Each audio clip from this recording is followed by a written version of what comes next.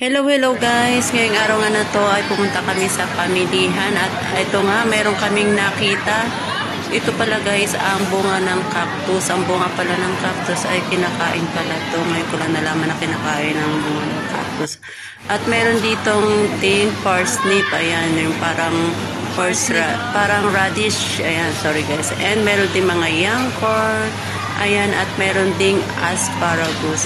Yung asparagus guys, pwede yan sa mga nagda-diet pa sutay-sutay lang. Ayan, sutay-sutay lang natin yan.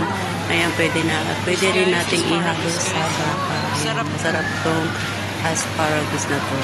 At meron ding mga mushroom. Ayan, brown mushroom. Masarap din yung mushroom. Isutay-sutay lang din, pwede na rin. At huwag niyong lalagyan ng tubig kasi kusa siyang nagtutubig. At meron din sprout. Ayan, yung maliliit na yan. Masarap din yan, pang gisa-gisa rin. Ayan, tingnan nyo yung sprout.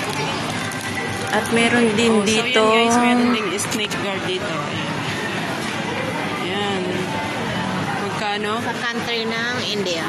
Ito, country ng India yan, no? Snake guard. From India. Saan tong, hindi ko pa nakain tong snake guard na to. Hindi ko alam kung anong lasa pa nito. So yan. Kita lang namin dito. Hindi namin bibiling kasi hindi kami familiar sa lasa. Yan, balik na natin. Pakita mo na lang yung pangalan. So yan guys, tignan nyo guys. So, from India. Ito yung beans nila sa India. Ayan, castor beans. Ito. Sa atin yung beans iba. Ito naman sa India. Ayan, parang nakakapareho din pero iba yung texture niya. Ayan. Castor beans. Ayan, castor beans. See guys, yung cucumber nila sa Bangladesh. Ayan o, Bangladesh. Ayan, yung cucumber nila ganito o. Pareho lang naman sa Philippines, pero ganito siya. Ayan. Ayan yung cucumber sa Bangladesh, pero hindi cucumber ang tawag nila. Putol. Ayan, putol. Tawag nila dyan.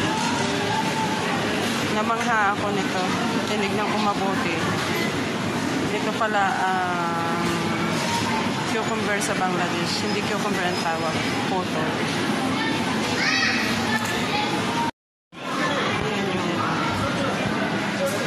Ayan, ito naman yung beans natin sa Philippines. So yan, thank you guys!